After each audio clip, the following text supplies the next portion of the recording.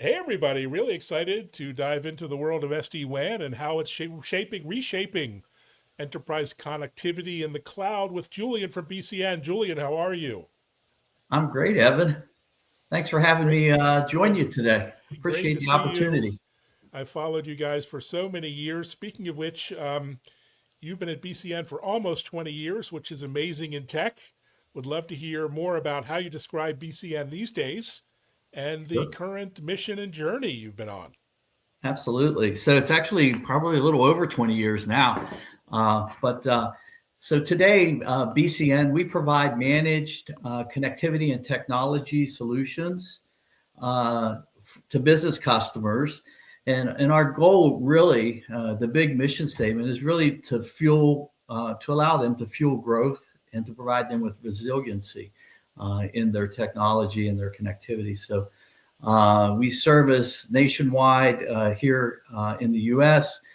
As well as some international locations, and really are what really is moving the needle for us right now here. I would say in the last 3 to 5 years is selling managed and providing managed connectivity services with a nice technology overlay such as SD-WAN and other things, so that a customer can truly rely on their business connections to really accomplish the things they need to do with their business.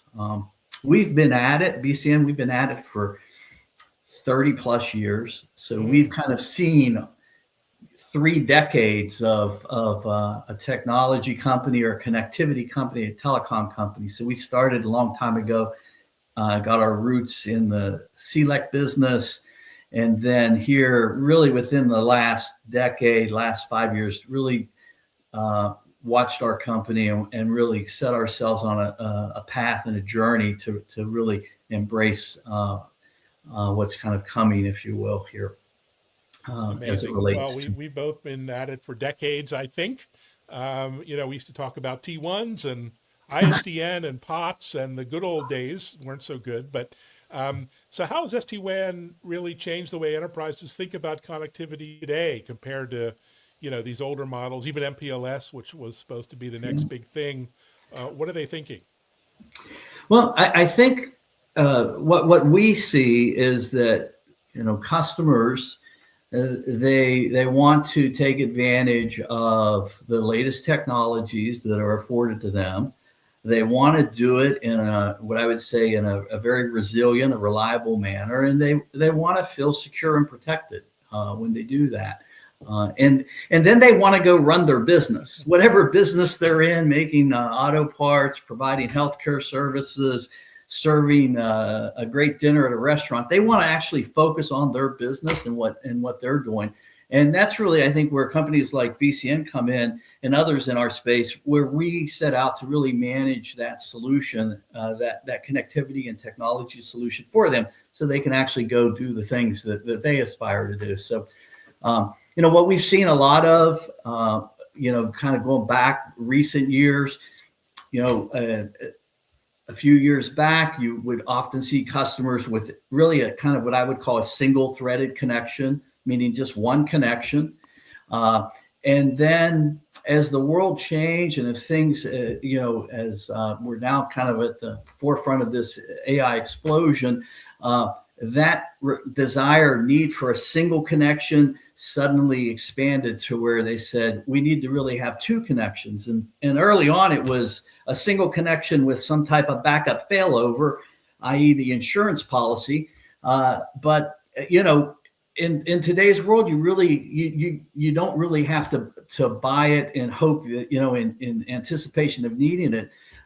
Really, you can buy the second connection, bring it real time, bring it live in operation, overlay it with an SD-WAN solution, and really now have a resilient, dual-threaded connections out to the world. And then once you start that technology overlay, even if you're just at the very basic end where you just say, look, I want to optimize these two connections and make them resilient, whether you're at that or you're clear out at the edge seeking a SASE solution or somewhere in between that, that really is where kind of these SD-WAN and technology overlays start to come into play. And that's what we're seeing.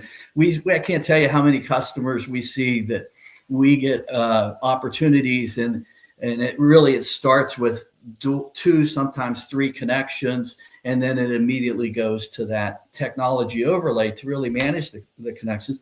I believe the big driver and behind all of this, and one of the things that we're really focused on, is it's all about improving upon and making that customer experience just as best as it can be, allowing it to be kind of what they need to accomplish their businesses. So, we kind of look at all these things as just kind of layers in perfecting that customer experience. So that's what we're seeing. That's what we see our customers asking us for. We see them shifting from old technology, you mentioned it, from MPLS to what's probably more cost-effective or budget-friendly version of an SD-WAN with a public internet solution. So, brilliant. And there's a lot broken with some of the legacy technologies out there, whether it's the providers, the architectures, even the CPE that's out there. Where do you find companies feel that pain most? Is it their bill, their cost at the end of the month, or is it performance or agility or new applications, maybe all the above? It's kind of all the above. So one of the things that I think we found successful and that we really pride ourselves in is I always say, look, if we can meet the customer at their needs, we're going to be in a really good spot. That's probably where you represent the most value. It's probably where you'll get the most experience back out of the relationship, and you'll probably have some great longevity. So to the point you make is, we really talk to the customers and understand, what are your needs? Are you trying to reduce, lower your cost structure? You need to enhance your bandwidth. You need to stabilize your connectivity. You have all of these applications in the cloud that you need to simply be able to rely on getting to them, as well as having the bandwidth to make them really run smoothly and efficiently. Or do you have a security need, a security concern that you want to bring into that? I will say that a lot of times there tends to be what I almost would call a triggering event, meaning the existing solution is out of contract. The existing solution simply can't evolve through another patch or through another kind of Band-Aid to get them to where they want to be. A lot of times folks make change after something undesired or bad has happened, is the reality of it. I think, oftentimes we kind of run our lives in the same way. Something fails you, so you go out and fix it. So, but it's generally kind of one of those will trigger the need. So. Interesting. And you mentioned SASE and Zero Trust, which come into play, but they're not products necessarily. They're sort of architectures and guidelines. Sure. How tightly should they be integrated into SD-WAN, and what are some of the principles you rely on there? Well, again, depending upon what the customer needs and wants, obviously a SASE solution is effectively a fully meshed, fully integrated SD-WAN solution, coupled with leading edge security, and kind of creating that secure access service edge. So if that's the driver, we and others have product offerings and service offerings that allow for the technology to advance to that level. A lot of times customers come in with a security solution, and they really are focused on perfecting the connectivity, their connectivity needs. So in those scenarios, it may look more like pure managed connectivity with an SD-WAN overlay, again, for resiliency, optimization, allowing for cloud optimization and performance. So we kind of see it both ways. we also have seen where a lot of multi-location customers, such as I don't know, like restaurant chains or things of that nature, where you have a whole lot of the same thing.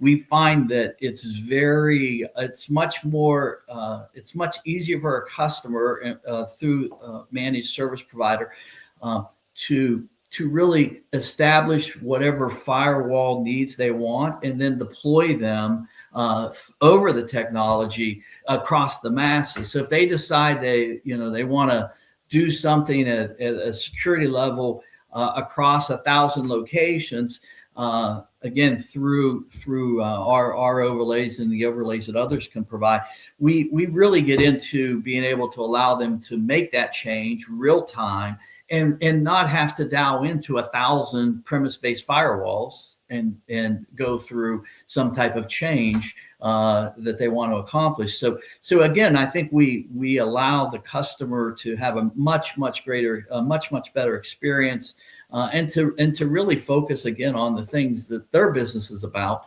and allow us to help them manage some of these other things. We also, we see a lot of drivers in with SD-WAN technology overlays. They really allow us to create visibility and then allow us to create actionable visibility. And what I mean there is that we can really see those connections cleanly. We can understand what's going on at a particular customer location. And now through, kind of as AI works its way into our world, we're able to actually then start taking action upon the data and information that we see, that we're kind of polling or pulling out of the network. One of our big initiatives this year, here spring of 26, we are launching our latest and greatest customer experience portal. And this is a big step.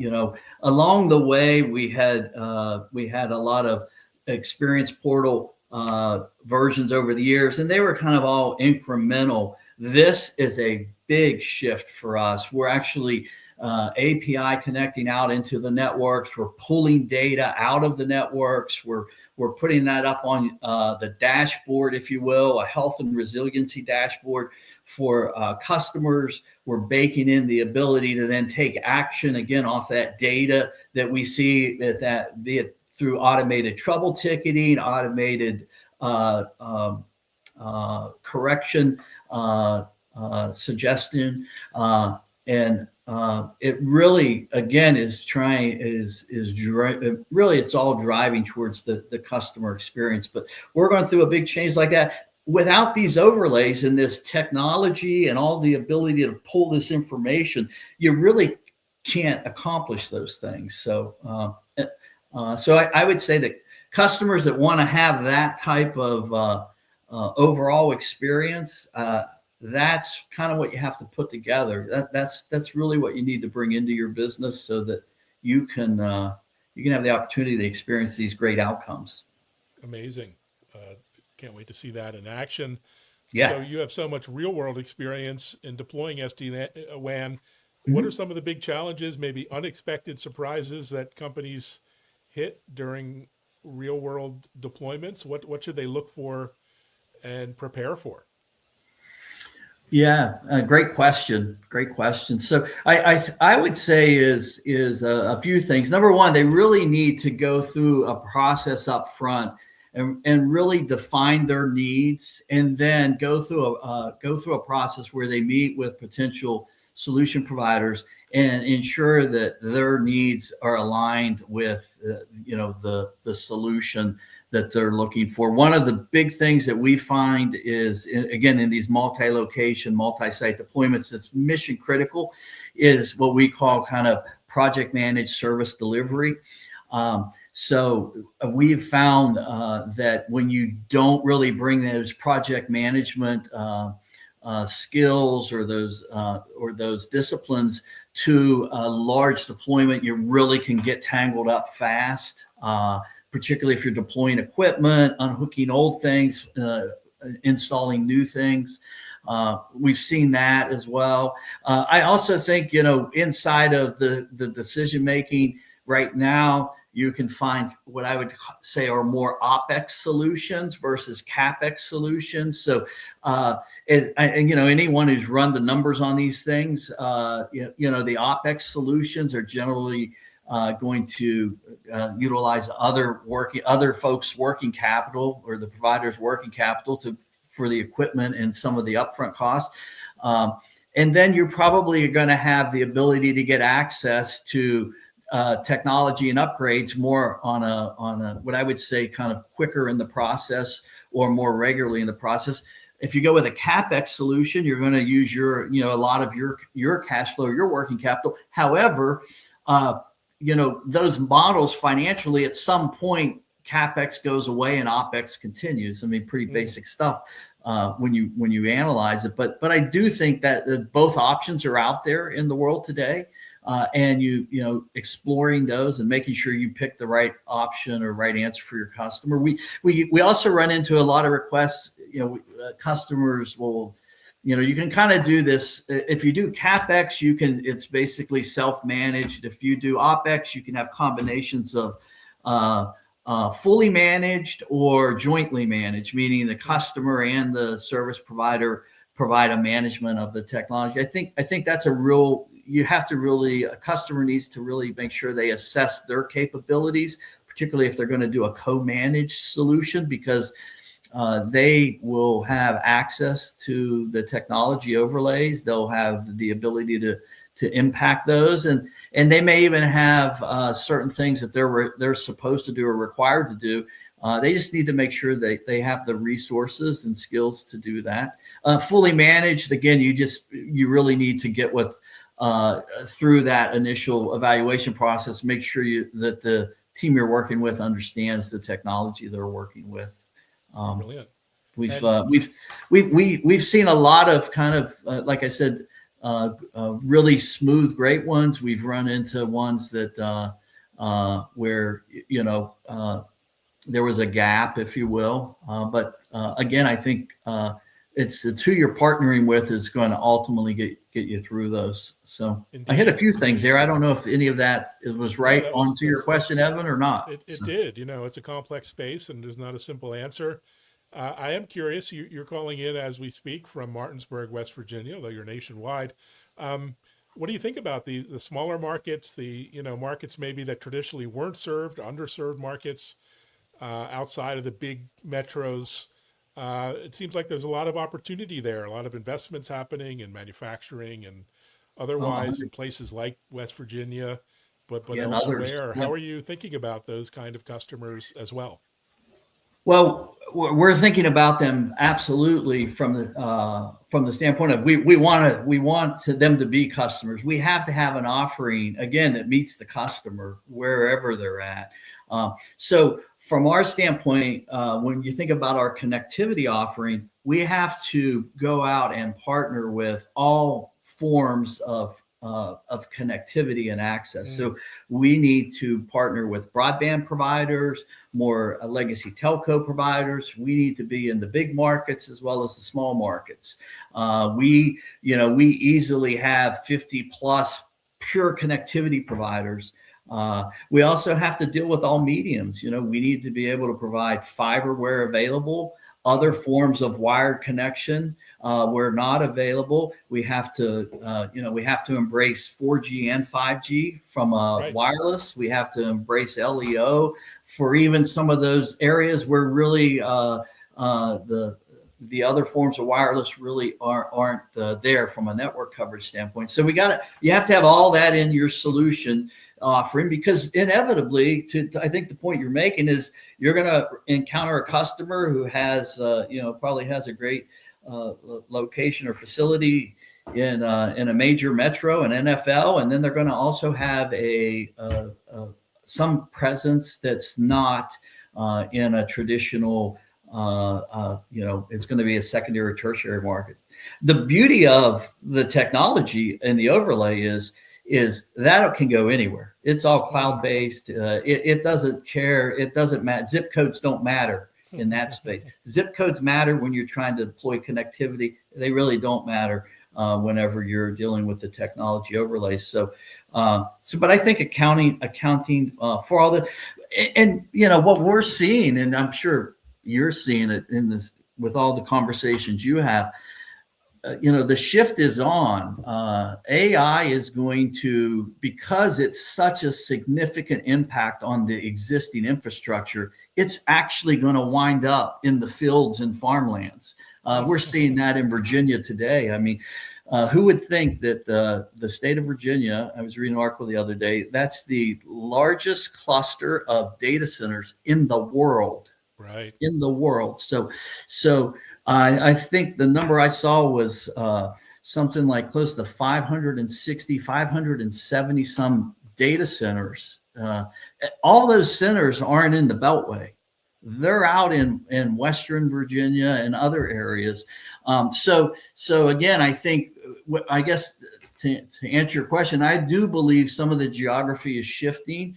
And I think that, you may see that there's critical infrastructure in places where it may have been traditionally a secondary or tertiary market. I think the power grid's going to drive a lot of where those things get placed, and the available of water for cooling. Believe it or not, power and water are going to matter. Yeah, no, totally. And I think a big theme this year's and last year's resilience is key with, we've got a big storm coming in, we've got floods, we've got hurricanes, we've got power outages, as you mentioned.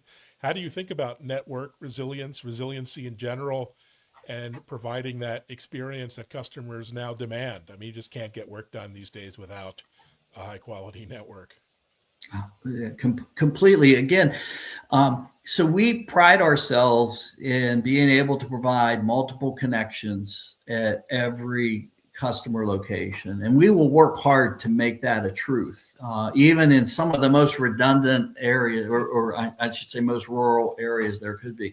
So the fact is you really need to have two forms of connectivity. Again, wired or wireless, you can go down that path, but in the wired space, we really see a lot of multiple connection options in the wired space.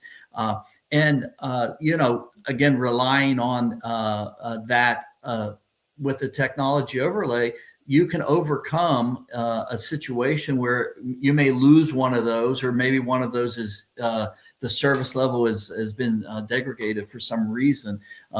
You'll encounter that, but it's definitely things that I think business customers absolutely need to think about. I mean, think about it too. Like, when you run if you live in an area that's prone to heavy snows and maybe icing, there's a good chance you probably have a power generator at your house. Like, it's the same concepts applied to a business, right? So the things that we kind of do in our personal lives, I think a lot of times we kind of replicate those maybe to the concepts are the same. The details on how you do it could be different, but very, very similar approach. Yeah, there. and when I was coming up in the industry, with class 5 switches, we used to talk about 5 nines reliability. These days, we went away from that for a long time, but now we're having to get back to that with everything that's happening, from security challenges to weather to the environment. Yeah. Well, I mean, sometimes, as we know, seeing into today's world, every day there's a headline of somehow someone encountered a security challenge. Sometimes, if you think about it, those can be as bad as a natural disaster. Once one happens to happen without your control, the other one's kind of bad actors, but they literally can have the same impact on your business. At the end of the day, they cause your business to be disruptive to a greater extent, and you got to overcome that. So yeah, they can be business extincting events for sure. You have so many customers, so many thousands. I'd hate to ask you to name your favorite child, but is there a customer story or customer that you care to share a story about, or an anecdote about? Yeah. So I probably should. We obviously we have a lot of customers, some big, some small. We have customers that have been with us for decades plus. Wow, very cool. So, you know, I would say that what we enjoy, what I think when we really feel like we've done some good that day is whenever we're able to work with a customer and go through a process and come out the other end, and they tell us how great of an experience they've had. They tell us how we changed their environment or their world to some extent. And the person who's in the middle of it, it could be we may think it's a little thing, but it could very well be a big thing. Like as an example that actually started last year, it's still happening into this year. Great new customer, again, connectivity with a technology overlay. They're in a lot of military bases. That can be challenging in itself Right. with the credentialing in and everything, coordination of vendors. I think a third of those bases were out of country. Wow. So, we really put our project management team, we really challenged them at that point to get that done. I don't know, whenever you can make a positive difference, I mean, that's just like, to me, that, and I think to a lot of our team members, can just be, that can really make the day or make the quarter. So I don't know if there's, I don't know if that's answering your question, but I do know that we have a lot of different experiences with these customers. I could tell you some funny things, whenever, here's an example. You get a customer who has facilities based out in the Everglades in Florida. Oh, wow. And remember, I said zip codes don't matter. Whenever you get a service address that's effectively a pole number, because there is no service address, and then turning to your network partner, trying to figure out how you place that order.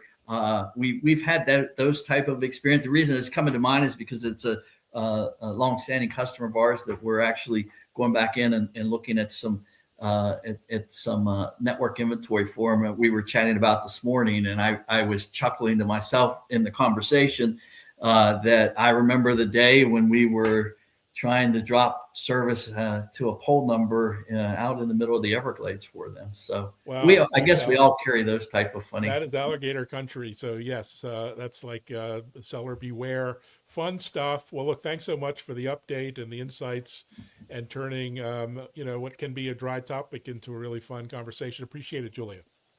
Thanks a whole lot. We appreciate it. Yeah. And we look forward to our next conversation, Evan. Thank you. And thanks everyone for listening, watching, and sharing. And also check out our new TV show on techimpact.tv on Bloomberg and Fox Business. Thanks, everyone. Thanks, Julian.